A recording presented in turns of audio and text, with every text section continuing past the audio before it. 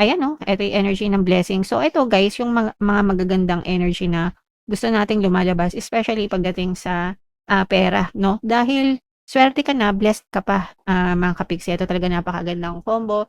Ibig sabihin suswertehin kayo sa pera, pagpapalain kayo pagdating sa, pera mga kapiksi. Blessed kayo at saka meron kayong mga magagandang desisyon na magdadala sa inyo ng more swerte at more blessings pa mga kapiksi. So itong mga desisyon na 'to guys, ayan yung sinabi natin na yung mga magagandang plano niyo 'no,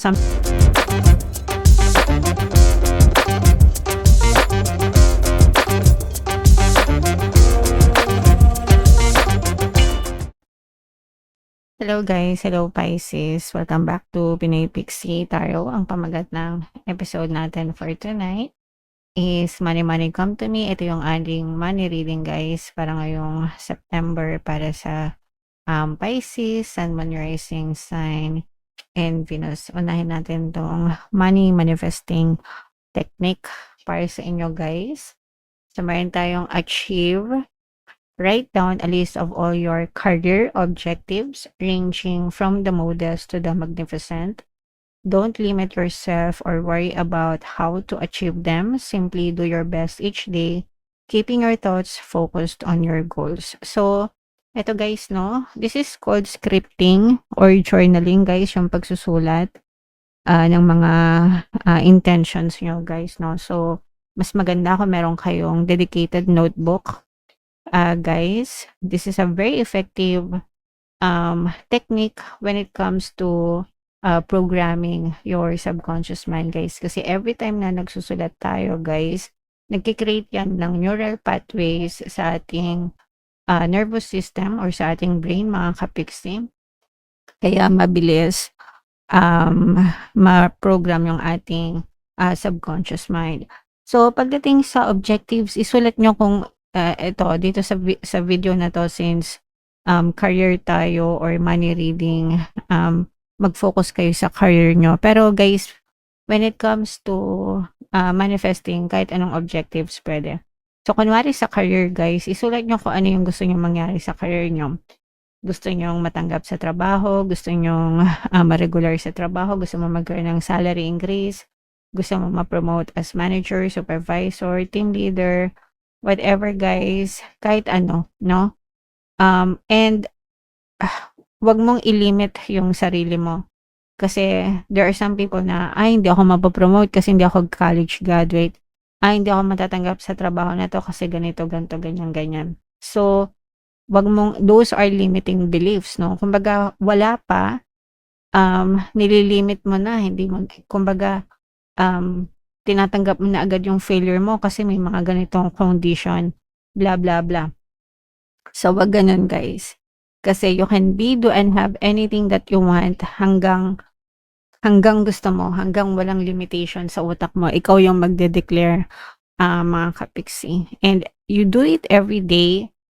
When it comes to scripting, mga kapiksi, you do it daily. Araw-araw mo siyang gawin hanggang sa feeling mo okay ka na.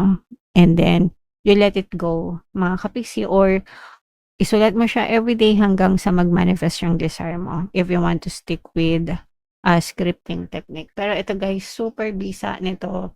As in, guys, talagang I will vouch for that technique, okay? Alright, so comment down below if naka-resonate kayo dyan. So, shuffle natin to guys. Hanapin natin yung energy ng Pisces at saka yung energy ng money. Habang sinashuffle ko to guys, panoorin nyo muna yung video natin regarding sa ating paano mag-manifest ng abundance video course. Kapiksi, sawa ka na ba sa mga struggles at hirap sa buhay mo? Masipag ka ba at masikap sa buhay ngunit hindi ka pa rin umaasenso? Ilang beses ka na bang nag-attempt magnegosyo at mag-invest pero palagi ka pa rin nalulugi?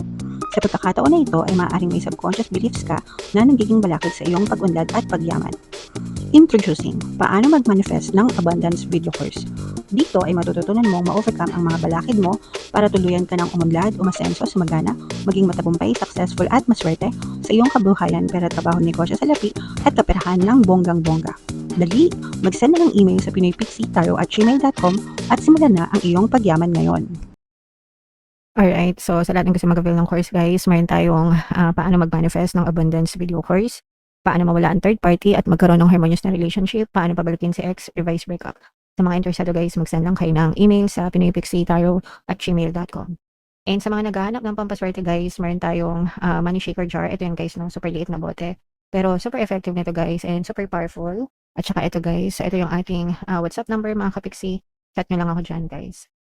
So, Pisces, kayo ay represent ng King of Cups. Ito yung ating money energy, mga kapiksi. So, latag natin to. This is both positive and negative, guys. Yung nakikita natin sa negative, guys, for some of you, pwedeng may mga toxic na na-experience kayo.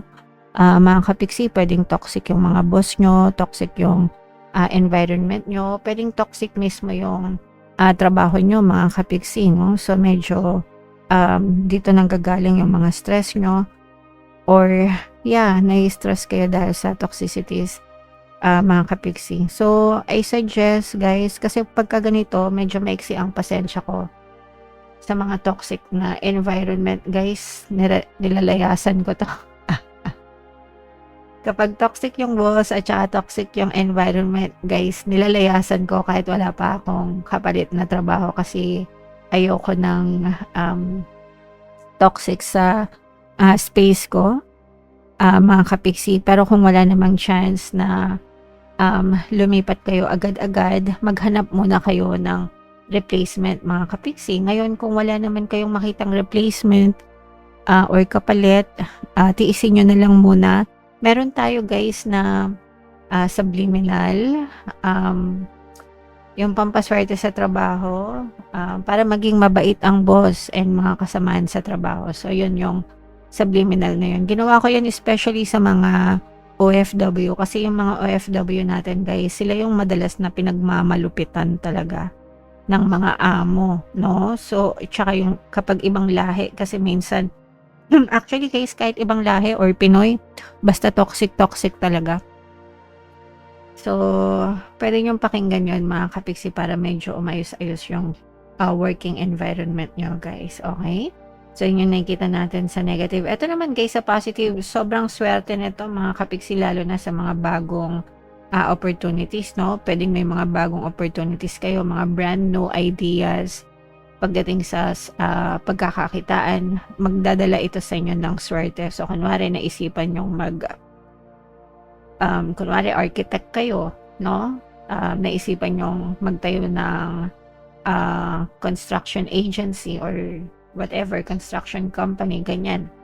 Suswertehan kayo, mga kapiksi, kahit anong, suswertehan kayo. Kahit ano pa yung mga plano nyo, guys.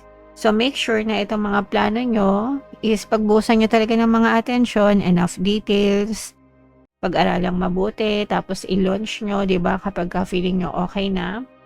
Gradual lang, unti-unti, wag masyado magmadali mga kapiksi. Pero when you get this right, magiging tama ito para sa inyo guys and magdadala talaga ito ng swerte sa buhay nyo mga kapiksi. Okay? So, i-mind nyo na itong mga swerte, good luck, good fortune. Bukod sa swerte guys, may chance din na magkaroon talaga ng magandang progress ang inyong pamumuhay. Kasi, ang nakikita natin dito guys is, una, for some of you, mas nagiging mature na kayo sa pagdadala ng buhay nyo. At saka, yung iba sa inyo, ginagawa nyo rin ito para sa pamilya nyo, mga kapiksi. Sila yung nagiging motivation nyo, yung family nyo, lalo na kung may mga anak kayo guys, nagsisikap kayo para sa kanila, or kung wala kayong mga anak, yung mga magulang nyo, mga kapatid nyo, nagsisikap kayo para sa kanila guys, and sila yung kumbaga magiging motivation nyo para sa success kayo. Okay, so ito yung energy ng success guys, tagumpay at saka swerte. So, i-mind nyo na guys yan sa, ayan no, ito yung energy ng blessing. So, ito guys, yung mga magagandang energy na gusto nating lumalabas, especially pagdating sa pera, no? Dahil swerte ka na, blessed ka pa, mga kapiksi. Ito talaga napakagandang combo. Ibig sabihin, siswertehin kayo sa pera, pagpapalain kayo pagdating sa pera, mga kapiksi. Blessed kayo at saka meron kayong mga magagandang desisyon magagandang desisyon na magdadala sa inyo ng more swerte at more blessings pa mga kapiksi. So, itong mga desisyon na to guys, ayan yung sinabi natin na yung mga magagandang plano nyo, no? Something that you really love to do mga kapiksi, no? Kumbaga parang ngayon nyo siya ipupush, ngayon nyo siya ilo-launch, ngayon nyo siya gagawin, and magbibigay ito sa inyo ng magandang breakthrough, financial breakthrough, Pisces. Okay? So, napakagandang combo when it comes to money guys. I-claim nyo na yan, i-mind nyo na sa comment section. Mind blessings, pagpapala, kasaganaan, mind swerte, good luck, good fortune. At saka itong success guys. Okay? Alright. So yeah, comment down below if resonate kayo dyan guys. So bubunot lang tayo ng additional message kasi wala tayong love reading dahil money ito guys, no? So ito yung mga obstacles balakid. Itong mga obstacles na to guys, ito yung mga doubts and fears nyo. So if meron kayong mga duda, meron kayong mga fear, mga kapiksi, you have to conquer them, you have to face them kasi nagsisilbi siyang balakid sa inyo. So, pagdating sa mga fear and doubts guys, yung palagi kong sinishare sa inyo, excuse me, yung narinig natin, pasensya na guys. Sorry. Yung narinig natin guys sa movie na Dune, no? Sabi ng isang character doon, siya yung nanay ni Paul Atreides. I must not fear. Fear is the mind killer. It's a little death that brings obliteration. So, sobrang kabisado ko na siya guys kasi favorite ko talaga yung movie ng Dune. So, i-comment nyo na yan sa comment section. I must not fear. Okay? I must not fear. In layman's term guys, yung takot natin, yun ang pumapatay sa mga pangarap natin sa buhay. Kaya huwag kayong matakot mga kapiksi. Huwag nyong hayaan na manakaw sa inyo yung pagkakataon na sumakses kayo, sumagana kayo, swertehin kayo dahil lang sa mga takot nyo sa buhay. Huwag nyong hayaan na mamatay yung mga pangarap nyo. You can be, do, and have anything that you want in your physical reality. Basta meron kayong tiwala sa sarili nyo, meron kayong tiwala kay universe. Nagsisikap kayo guys, nagdadasal kayo.